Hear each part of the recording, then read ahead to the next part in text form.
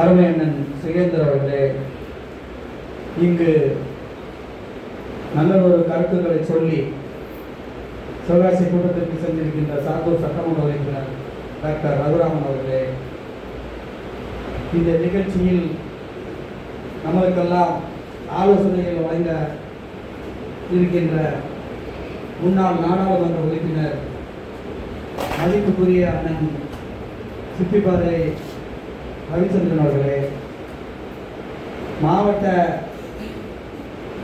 துணை செயலாளர் அண்ணன் பரசுராமன் அவர்களே, ராஜேந்திரன் அவர்களே, ராமர் அவர்களே, பிரியங்கா அவர்களே, பேசி அமர்ந்திருக்கின்ற மாவட்ட கழகத்தினுடைய பொருளாளரும் நல்ல ஒரு கருத்துக்களை சொல்லி அமர்ந்திருக்கின்ற மாவட்ட கழகத்தினுடைய பொருளாளர் அண்ணன் குலசேகரன் அவர்களே,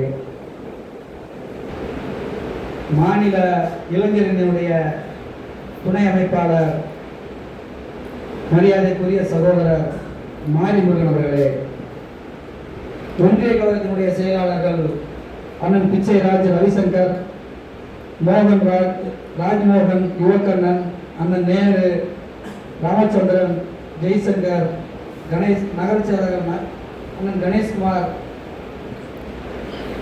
மாவட்ட இளைஞர்களுடைய அமைப்பாளர் அருமை சகோதரர் திருப்பதி ராஜ்,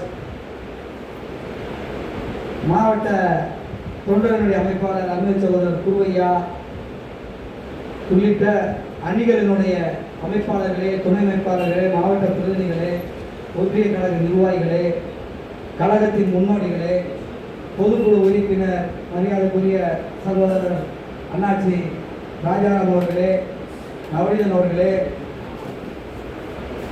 இங்கு வருகின்ற ஊராட்சி மன்ற தலைவர் 3 பேர் வந்திருக்காங்க. அந்த 3 பேர் அனைவரையும் வரவேற்கிறேன், வரவேற்கின்றேன்.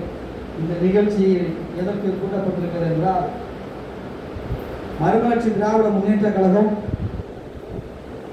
31 ஆண்டுகளாக தமிழகத்துக்கும் தமிழக மக்களுக்கும் இந்தியாவில் வாழ்கின்ற மக்களுக்கும் எல்லாம் சேர்த்து உழைத்த ஒப்பற்ற தலைவர் மனிதன் வைகோ அவர்களினுடைய வழியில் நாம் எல்லாம் தொண்டர்களும் நிர்வாகிகளும் நடந்து கொண்டிருக்கின்றோம்.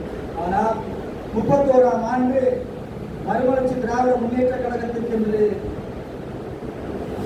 புரட்சி செய்து இன்று 3 நாட்கள் புரட்சி செய்கிறார் அண்ணன் துரை வைகோ, புரட்சி நாயன் துரை வைகோ எப்படியா இருக்கிறார்கள் நான் ஆரம்பத்திலிருந்து சொல்லிட்டு இருக்கேன். நிறைய பேர் சொல்லுவாங்க இளந்தலைவர், இளந்தலைவர், நான் எழுச்சி நாயகன் என்று. எழுச்சி மக்களால் ஏற்பட்டால் தான் எழுச்சி. இது அவரால் மட்டும்தான் இந்த புரட்சி ஏற்பட்டிருக்கிறது. நாம தான் யாரும் ஒன்றும் செய்யல. அவரால் புரட்சி செய்து இந்த புரட்சியை நிர்வாகிகளையும் தொண்டர்களையும் அரவணைத்து இந்த பாராளுமன்றத்திற்கு போட்டியிட்டு வெற்றி பெற்றிருக்கிறார். இந்த வெற்றி பெற்றதற்கு புரட்சி நாயகன் துரை வைகோ அவர்கள் எவ்வளவு கஷ்டப்பட்டிருப்பார், எவ்வளவு மன கஷ்டம் இருக்கும். ஆனால் அவருக்கு இயற்கை அளித்த ஒரு வரம். எனக்கு பெரிய அண்ணா சொல்லியிருக்கேன், அண்ணா சொல்றதை நாம் கேட்டிருக்கோம், இதயம் தாங்கும் இதயம் வேண்டும் தம்பி என்று.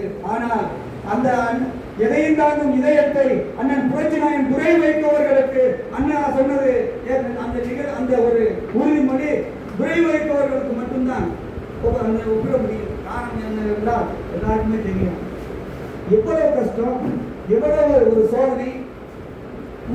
இன்னைக்கு இந்த சின்ன ஒதுக்கிறாங்களா, ஒதுக்க மாட்டாங்களா? தினசரி அவர் கண்கலங்கிய காட்சி, அவர் பேசிய பேச்சு அத்தனையிலும் நமது தொண்டர்களுக்காக தான், நம்ம நிர்வாகிகளுக்காக தான் அவர்கள் அவ்வளவு